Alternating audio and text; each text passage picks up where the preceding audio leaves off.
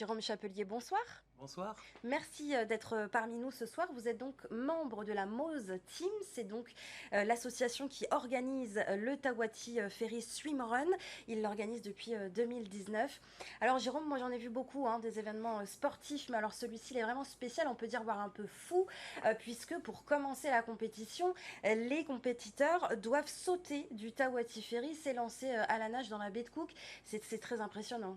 Oui, tout à fait. C'est une des particularités de la course. Donc, on saute pour le départ du pont du Tawati Ferry, qui est ancré à cette occasion dans la baie de Popo. Alors c'est un esprit très fun, hein, le Tawati Ferry Swimrun. Sur le bateau, même cette année, il y aura également un DJ, il me semble, des fumigènes. Est-ce qu'on peut en savoir un peu plus? Ça sera une surprise globalement, mais oui, on tient à ce que l'athlète qui s'inscrit sur le Tawati Ferry Swim Run reparte avec une expérience formidable, donc dans la convivialité et justement dans la musique, l'ambiance. Donc on va Donc voir une ça dès véritable dimanche. expérience sur le bateau, mais également en mer et sur terre, dans les montagnes également magnifiques, hein, de Moorea. Il sera même possible, il me semble, de venir supporter les athlètes à bord du Tawati Ferry.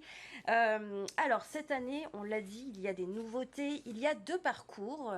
Donc habituellement c'est le XL et le S, mais le S a été donc supprimé, remplacé par le M. On va faire le point sur les deux parcours. Est-ce que vous pouvez nous expliquer, Jérôme? Donc, au fil des ans, il y a de plus en plus d'engouement pour cette course et cette discipline qui est très très jeune, hein, puisque le swimrun, la discipline swimrun nous vient des pays nordiques et ça ne date que du début des années 2000. Donc c'est une discipline qui est toute jeune, qui remporte chaque année de plus en plus d'engouement auprès des sportifs. On a même des origines de sportifs complètement différentes qui évoluent au fil des ans. Il y a même Donc des Norvégiens d'ailleurs, il on a, me semble, cette on année. a même réussi à avoir des Norvégiens cette année parmi les athlètes étrangers qu'on a réussi à faire venir sur notre étape.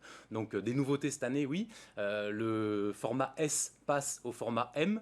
Mhm. Une volonté aussi de toujours progresser, hein, et puis de faire monter le niveau des compétiteurs, puisque certains vont ensuite partir sur l'international, sur des courses internationales. Mhm. Donc on a cette volonté aussi Donc de là, le continuer. parcours M, il se traduit comment concrètement? Le parcours M, on a rajouté une portion de trail running, donc une portion de course à pied en trail, et également on a augmenté un petit peu les distances en natation. Donc 19 kilomètres, il me semble, au total pour le parcours M et le parcours XL. Le parcours XL a également évolué et on a rajouté une super portion de trail qui va passer par la montagne magique, un des lieux emblématiques de l'île, De Papetoaille, il de me semble. Papetoaille Mhm. exactement. Donc on a toujours nos fameuses traversées de baies, les deux baies sur le parcours XL, une seule sur le parcours M, et il y a 12 sections de natation, 12 sections de course à pied sur le XL qui totalisent un peu plus de 39 km. Alors Jérôme, il y a également cette année une autre nouveauté, c'est qu'il y a une autre course, une troisième, une course solidaire. Qui nous tenait à cœur, effectivement. C'est une course solidaire, donc une course qui se veut une course découverte, donc pour capter un public différent, un public qui n'a pas forcément l'occasion de faire du sport et Mhm. encore moins de participer à ce type d'événement.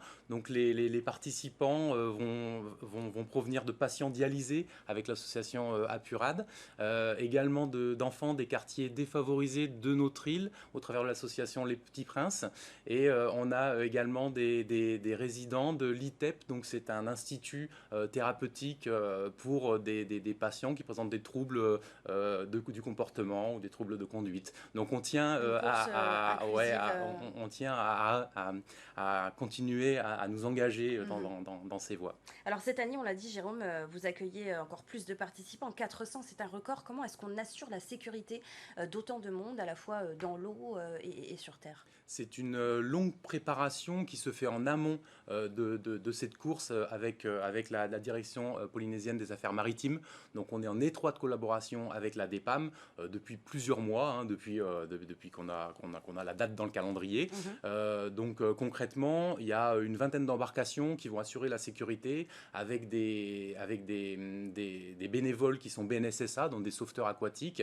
On a de la chance d'avoir aussi des membres de la Water Patrol de Tiaopo sur des jet skis. On met tout en jeu pour assurer la Pour sécurité assurer des la participants. sécurité rapidement, Jérôme, l'année l'année dernière, il y avait eu énormément de haramou hein, qui avait un peu perturbé la course, les athlètes. Il y avait même un voilier qui était venu heurter le Tawati Ferry, c'était assez impressionnant. Est-ce qu'on connaît les conditions météo prévues pour dimanche? Il y aura un petit peu de vent d'est cette fois-ci. L'année dernière, c'était un vent de sud, donc qui est beaucoup plus gênant dans les baies. Les baies sont abritées avec le vent d'est. Il y aura un petit peu de vent d'est, mais ils annoncent du beau temps, donc des conditions idéales pour le Pour cette déroulement de la course. course. Merci beaucoup, Jérôme, d'être venu sur le plateau de TNTV ce soir.